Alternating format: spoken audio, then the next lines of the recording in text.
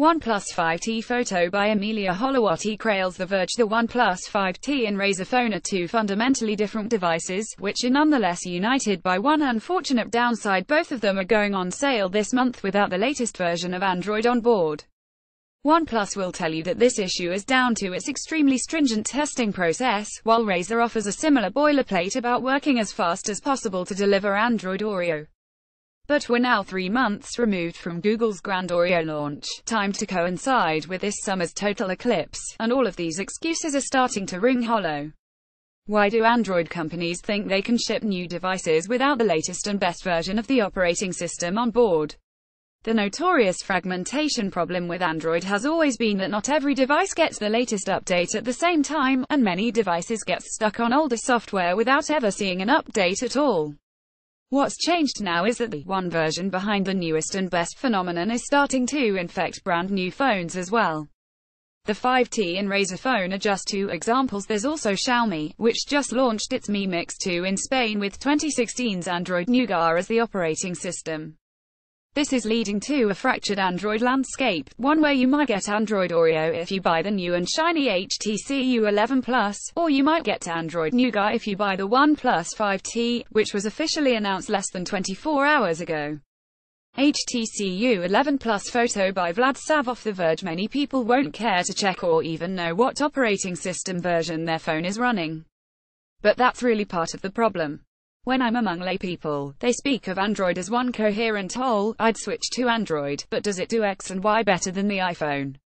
The mass-market consumer rarely differentiates between Samsung brand Android, OnePlus brand Android, and all the others.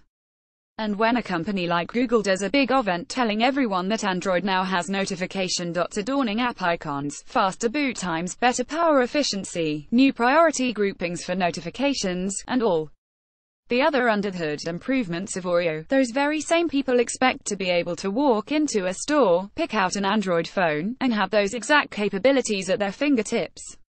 Android Oreo is on only 0.3% of Android devices. Instead, we have to return to the unhappy chart below, which shows the proportion of active Android devices on each version of the OS.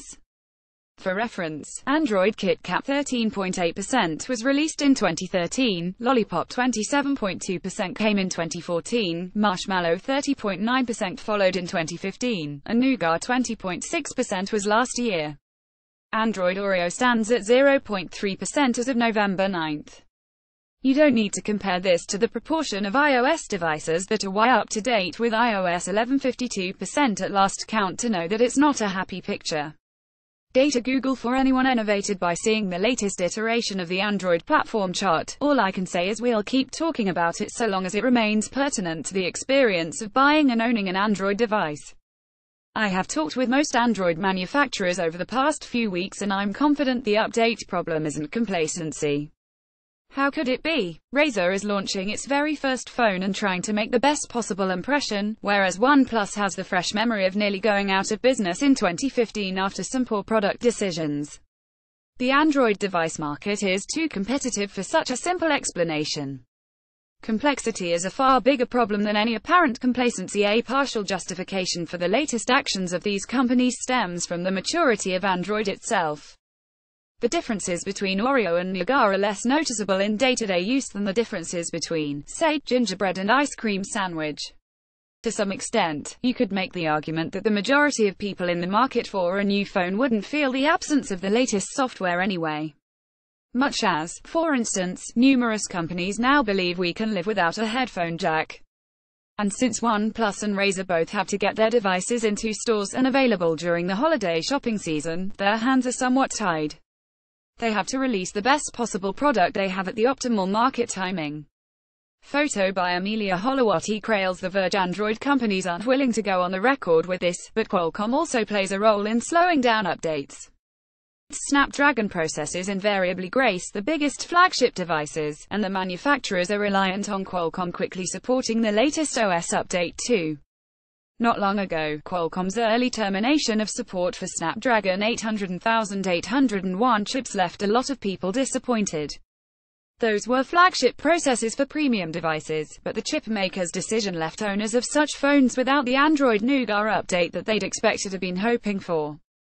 Google is working hard to reduce the behind-the-scenes complexity that's inherent in updating Android phones.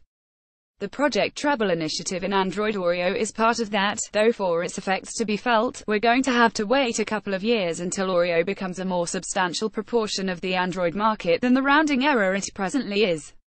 As things stand, Android remains a chaotic and frustrating place to be for anyone who just wants the latest and greatest.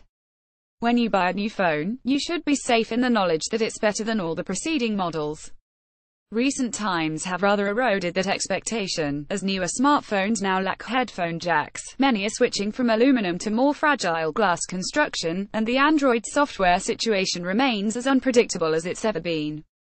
Apple's iPhones are subject to some of the same critiques, but at least Apple gives you the reassurance of knowing you'll get the next software update. And probably the one after that too. Android phones. You'd better check you're being served the freshest flavor before buying one.